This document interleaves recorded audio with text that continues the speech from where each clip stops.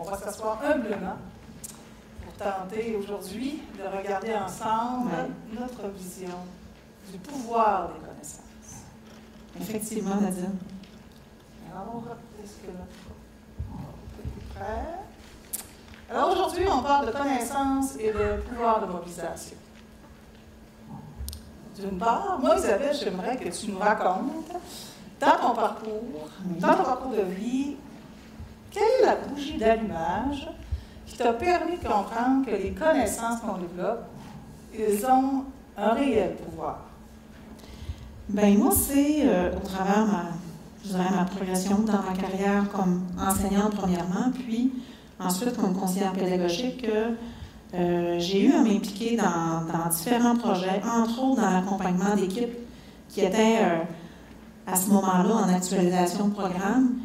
J'ai fait une petite prise de conscience quand même assez rapide que pour m'assurer de bien accompagner les équipes, j'avais besoin de pouvoir m'appuyer sur des cadres de référence, sur des connaissances que je maîtrisais visiblement pas, puis que j'avais besoin de me retourner vers des experts du domaine de l'enseignement, de la pédagogie.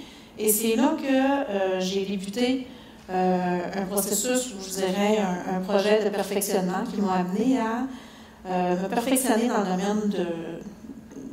domaine de l'enseignement.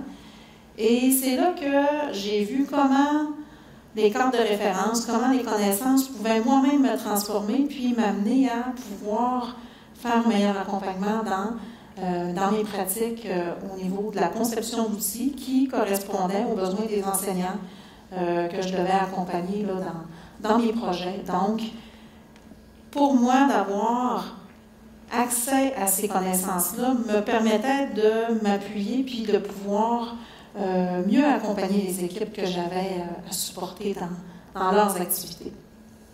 Et toi, de ton côté, Nadine? Bien, en fait, moi, j'ai passé ma grande carrière, la majorité de ma carrière, je suis enseignante au Cégep de Jonquière. J'assure un poste de direction à l'école depuis encore une bonne partie de mon temps de carrière. Mais comme enseignante, par rapport à mes besoins, j'étais prof en technique administrative et j'avais à superviser des étudiants en stage. Et là, je me rendais compte que nos outils d'évaluation, nos outils de supervision ne nous donnaient pas suffisamment de connaissances fines sur vraiment le processus d'apprentissage de nos étudiants, de leur intégration dans le milieu. Alors là, je me suis posé la question et à chaque année, on s'assoyait entre collègues et on essayait d'améliorer nos outils. Mais on se rendait bien compte qu'au bout de 5 ans, tu reviens exactement à la même chose. Alors le cercle se faisait. Donc, c'est là où j'ai eu l'idée de dire, peut-être que je pourrais faire une maîtrise sur ce sujet, c'est-à-dire la supervision des stages et des démarches. À ce moment-là, c'est là où j'ai acquis des connaissances, donc un cadre de référence, j'ai développé des outils, puis suite aux fruits de la recherche, on a développé toute une démarche d'accompagnement et de soutien pour les étudiants qui étaient en stage en alternance travail-études. Donc ça a donné le résultat de 7 programmes au Cégep de Jonquière qui ont eu accès à des outils. Ce que je me suis rendu compte dans le processus, c'est qu'au-delà de la recherche et des connaissances qu'on avait développées dans un programme donné, comment on peut les rendre transférables dans d'autres contextes et d'autres programmes d'études. Alors, c'est un peu ça qui m'a donné l'idée de dire, bien, effectivement, les connaissances qu'on développe, elles ont un réel pouvoir de changement, mais qu'en est-il maintenant de les co-construire ensemble? Voilà le thème de notre conférence. Alors, quelle a été pour toi la motivation à participer au pôle? Pourquoi tu as décidé que tu allais t'investir dans le comité conseil, particulièrement du pôle sur les transitions? Très bonne question, Nadine. J'en avais retenu une. Ouais, on a échangé tout à l'heure, on a eu quelques moments pour se préparer à cette belle rencontre. Moi, de mon côté, ce qui me correspondait davantage, c'est de voir comment, par les activités du pôle, par l'implication sur les différents chantiers et les projets, on pourrait en arriver à maximiser l'accompagnement des personnes étudiantes. Je pense d'ailleurs tout à l'heure que Marie-Ève a fait ce lien-là. Et puis, moi, à l'époque, comme directrice adjointe, je me disais, moi, c'est ça qui me porte, c'est ça que je peux aller chercher dans mon implication, dans l'implication du personnel du pôle, c'est qu'au bout du compte, au travers de cette expérience-là, au travers les implications qu'on peut avoir, des discussions et des répercussions que peut avoir chacun des projets, c'est de voir comment concrètement on arrive à maximiser l'effet qu'on peut avoir dans l'adaptation de nos pratiques, dans, je dirais, dans toute la richesse qu'on peut retirer de tous les résultats de recherche qu'on peut, qui sont alimentés et qui nous sont partagés. Bien, c'est de voir comment, dans mon collège, j'ai ce petit plus-là qui m'aide à prendre de meilleures décisions, que ce soit arrimé à des cadres de référence pour des données de recherche qui sont aussi, qui nous sont transmises dans nos activités, dans nos implications au niveau du pôle.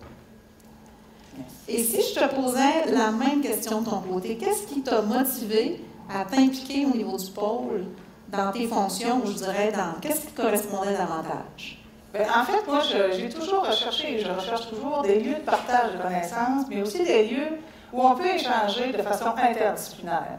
Alors, le pôle, c'est un peu l'occasion de le faire avec un ensemble de personnes qui proviennent de divers milieux, autant au niveau des chantiers qu'au niveau des orientations. Donc, je trouvais que cette question-là interdisciplinaire, elle revenait. Je pense que c'est une façon aussi d'être capable de développer nous-mêmes notre vision et nos façons de travailler. Et on ne se cachera pas que c'est un coup de pouce dans nos fonctions, parce que nous, en fait, comme centre de transfert, bien, on est à l'écoute des besoins des personnes, on est à l'écoute des besoins, évidemment, des groupes, et ce qui est en émergence, ce qui a besoin d'être documenté. Alors, il faut travailler ensemble, il faut le co-construire ensemble. Alors, c'est pour ça aussi que je trouvais que c'était un beau lieu pour commencer, pour travailler à tout le moins là, sur le cadre de référence, puis des portraits qui sont issus, oui, de la recherche, mais on a beaucoup accès aussi à des portraits qui sont issus de la pratique. Alors ça, je trouve que c'est très riche là, comme réinvestissement. Maintenant, la question qu'on peut se poser, c'est comment on arrive, par nos actions en lien avec le pôle, comment on arrive à maximiser le pouvoir des connaissances? Ben, ça semble assez simple à écrire, mais assez complexe à mettre en place. En fait, pour en maximiser le transfert, pour maximiser nos connaissances, on parle de co-construction. Mais qu'est-ce que ça veut dire une co-construction? D'abord et avant tout, quand on parle de mobilisation des connaissances, c'est vraiment une expression qui est empruntée particulièrement pour les sciences sociales, sociales et humaines, sur lesquelles on utilise, nous, en fait, habituellement, c'est le terme entendu. Nos plans de mobilisation des connaissances sont, évidemment, je vais juste revenir je ne veux pas oublier mes idées. Alors, ici, dans les plans de mobilisation de connaissances, en fait, nous, ce qu'on priorise, ça doit témoigner de la faisabilité du projet. Donc, quand on est en élaboration, en action d'un projet, on doit réfléchir à la faisabilité. Est-ce que j'ai les ressources humaines nécessaires pour réaliser le projet? Est-ce que j'ai les ressources financières nécessaires pour réaliser le projet? Est-ce que les ressources matérielles sont présentes pour réaliser le projet? Est-ce que le potentiel d'impact, quand on imagine le projet, quand on co-construit ensemble, est-ce qu'on est capable d'estimer le potentiel d'impact au sein du projet, puis au-delà du projet également, qui va être mis en place? À ça, évidemment, on a toujours à réfléchir. Il y a un groupe de proximité, puis un groupe élargi. Donc, comment on va être capable d'élargir nos connaissances? Quelle sera la portée globale de notre projet? Alors ça, c'est une des premières questions qu'il faut se poser en mobilisation des connaissances lorsqu'on réfléchit à des projets de recherche, particulièrement dans le domaine, évidemment, des sciences humaines et sociales.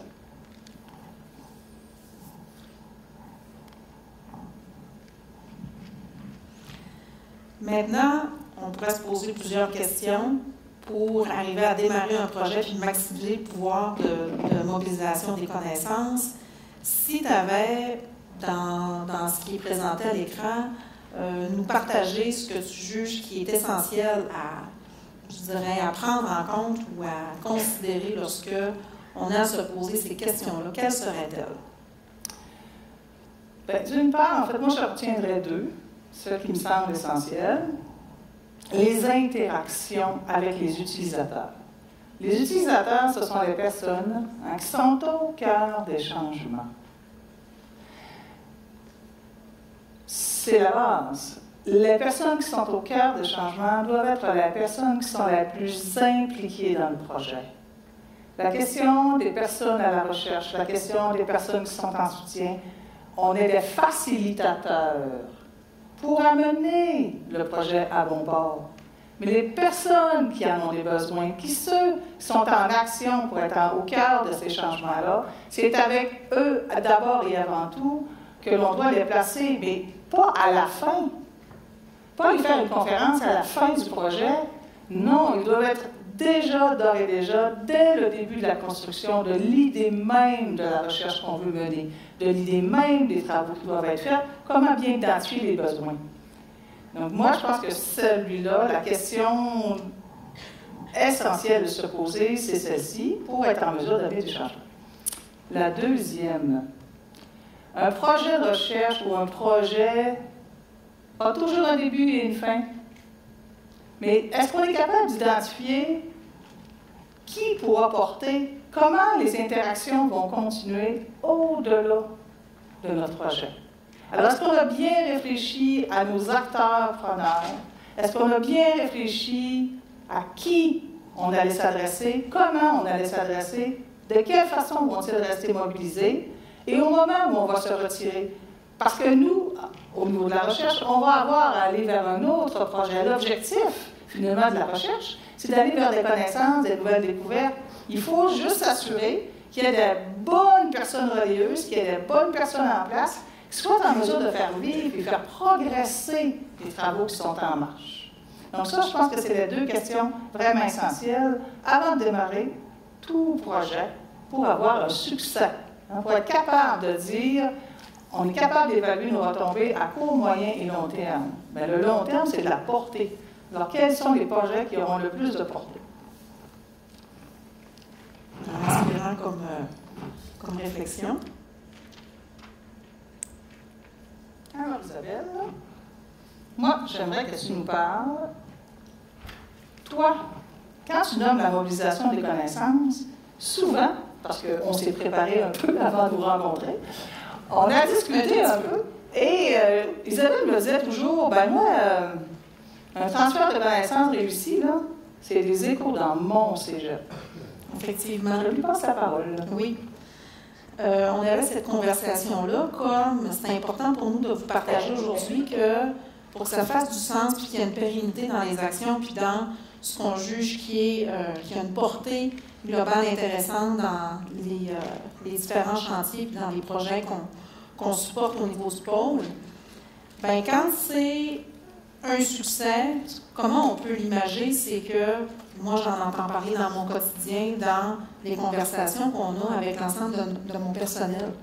Puis, aujourd'hui, bien, un exemple que je pourrais illustrer, j'ai en toile de fond une cascade, puis je pourrais vous dire pourquoi j'ai fait ce choix-là au fil d'explications que je pourrais te donner, Nadine. Bien, c'est entre autres, par exemple, une personne de l'équipe de direction des études qui est conseillère pédagogique à la réussite qui, dans ses implications diverses, a siégé, par exemple, ou a participé à un projet de recherche qui était sur les transitions réussies vers les études supérieures et qui a eu aussi d'autres implications de par ses fonctions, par exemple au niveau des rencontres des jets de quart. Donc, cette personne-là, notre conseillère pédagogique au niveau de la réussite, baigne dans différents milieux à travers ces diverses implications dans des connaissances qui lui sont partagées, qui est quand même un terreau assez fertile pour ensuite se questionner, puis pouvoir faire du rayonnement à l'interne. Et de par son implication, autant au niveau du comité de chantier qu'au niveau de certains projets au niveau du pôle, ça lui permet aussi de pouvoir rencontrer des intervenants qui sont expérimentés sur le domaine de la transition, puis aussi pouvoir être en contact avec des données de la recherche. Tout à l'heure, il y avait Lynn qui nous parlait de ces données-là qui sont hyper riches, qui sont produites par le pôle dans certains projets de recherche, puis qu'on documente, qu'on essaie de dresser des portraits pour nous permettre d'être mieux arrimés dans notre réflexion puis dans les discussions qu'on a au travers de toutes nos implications au niveau du pôle. Donc, cette personne-là qui, je dirais, dans ses implications dans un comité de chantier, un comité de projet, par exemple, s'est questionnée sur nos pratiques qu'on avait, par exemple, au Collège de Saint-Félicien en siégeant sur un comité de chantier, s'est questionnée sur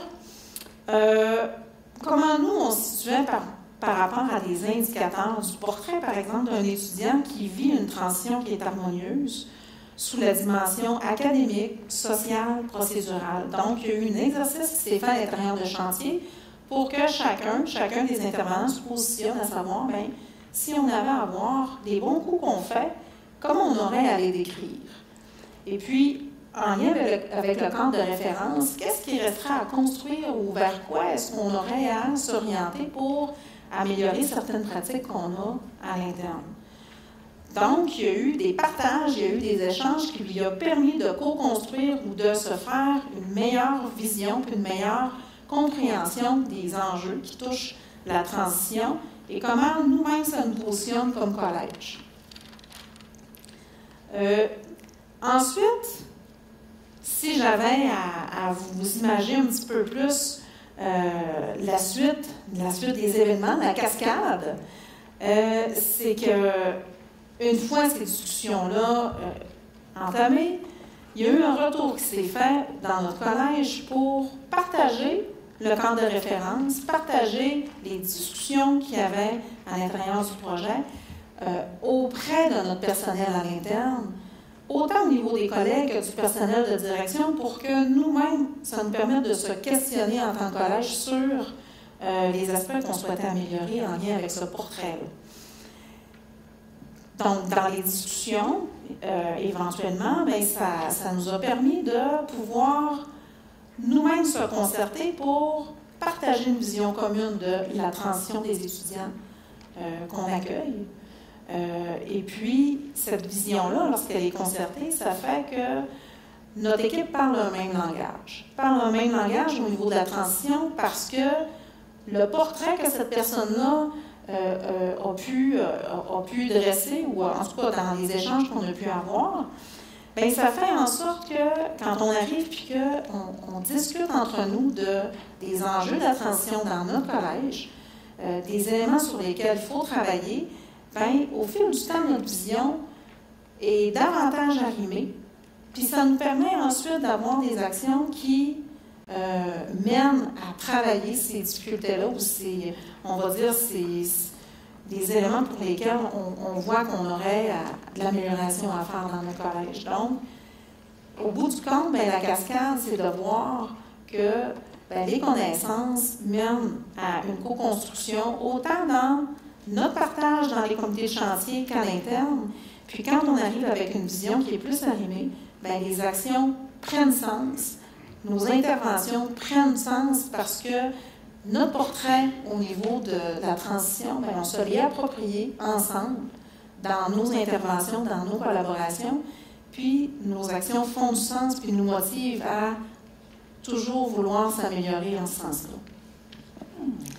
Donc, c'est le partage que je voulais faire au niveau de notre petite cascade, puis de l'alignement qu'on réussit là, à avoir, puis à créer une cohérence dans notre quotidien. Merci. J'espère que ça vous inspire. Alors ici, on vient d'illustrer, en fait, 4 grands principes de meilleure pratique. D'abord, Isabelle nous témoigne du choix stratégique des personnes participantes au projet. Alors, un choix stratégique des personnes qui sont justement impliquées dans des chantiers, dans des projets de recherche. Ces personnes-là, elles ont un rôle et des responsabilités pour être en mesure de ramener les éléments dans leur milieu. Alors, et elles ont aussi un rôle et responsabilité de s'assurer que tous les partenaires sont bien autour du projet et bien ficelés. Deuxième chose qu'Isabelle vient nous témoigner, l'importance de tisser des liens à plusieurs niveaux. Alors, autant au niveau du personnel de première ligne que jusqu'aux gestionnaires. À ça, on revient toujours à la même notion, les liens. Les liens fructueux, solides, durables. C'est ça l'objectif des meilleures pratiques. C'est ça l'objectif de transformer une recherche en résultat puis en impact. À ça, troisième élément, ça nous prend des modules de transfert. Mais qui sont ces modules de transfert? Vous en avez plusieurs qui sont actuellement au chantier et dans les activités du pôle. Ce sont des modules de transfert. Alors, ils ont cette responsabilité-là. Ils sont dans l'interdisciplinaire, ils sont en expertise de mobilisation des connaissances, puis ils sont des courroies de transmission au niveau des organisations. Quatrième élément, vous avez beaucoup nommé le mot alignement. Quand les alignements, pour que mon alignement en matière de réussite éducative, pour que mon alignement en matière de projet puisse fonctionner en fonction des orientations même d'établissement, lorsque les personnes sont en lien et alimentent leurs organisations et qu'ensemble on développe nos cibles communes, c'est là où on réussit à avoir plus d'impact. Alors c'est la question d'impact. Donc, au fur et à mesure de l'histoire d'Isabelle, dans sa cascade, c'est 4 éléments essentiels en matière de meilleures pratiques. Alors, voilà un peu le souhait qu'on avait et qu'on voulait transmettre. À ça, on va s'ajuster pour finir dans nos temps.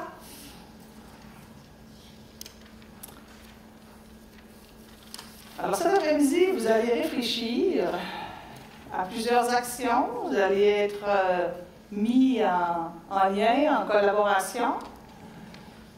Nous, on s'est amusé un peu, et vous pourrez avoir les vôtres, des perspectives ou des conditions qu'on aimerait privilégier pour la suite des choses. Alors, je laisse la parole à Isabelle. On aurait pu toutes les choisir, mais ce qui nous interpellait davantage, ou en tout cas pour en avoir discuté ensemble, il nous apparaissait que le leadership assumé en matière de région éducative, c'est le souhait qu'on se donne. Je ne sais pas si c'est ce qu'on a sur la setup, là, mais oui, c'est celui que même qu'on portait au tout début du projet, lorsque on a constitué le comité de coordination, lorsqu'on a réfléchi à ce qu'on souhaitait, la vision qu'on avait partagée à l'époque, je pense que le leadership assumé en matière de région éducative, c'est ce qui nous allumait à la base. Puis c'est ce qu'il ne faut pas perdre de vue pour que, lorsqu'on aura à se projeter, puis qu'on aura à réfléchir éventuellement aux différents projets, puis à comment on va arriver à poursuivre notre implication au niveau du pôle, on se disait que celui-là, prioritairement, comme c'était au tout début, la première amorce qu'on a eue, à se dire que régionalement, on a vu tout à l'heure là, les personnes qui ont pris la parole pour nous partager qu'est-ce qui retenait, puis la vision qu'on avait au tout départ du pôle, celui-là, il ne faut pas le perdre de vue, comme à la base, c'était ce qui nous a permis de nous associer, de faire en sorte qu'au final, ce chantier-là est toujours d'actualité, on y croit toujours, c'est qu'on pense que de se mobiliser puis de faire ensemble que toutes nos institutions, on porte le même message puis qu'on collabore pour transcender un petit peu ce qu'on essaie de faire dans le pôle, ce leadership-là, il faut voir comment on veut continuer à le construire, continuer à l'imaginer, puis à s'assurer de la portée des actions qu'on souhaite réaliser, nous amène à assumer ce leadership-là. Et pour finir, pour reprendre une expression d'André Gobeil, plutôt que d'aller en Finlande, pourquoi pas aller au Saguenay-Lac-Saint-Jean pour voir des choses extraordinaires.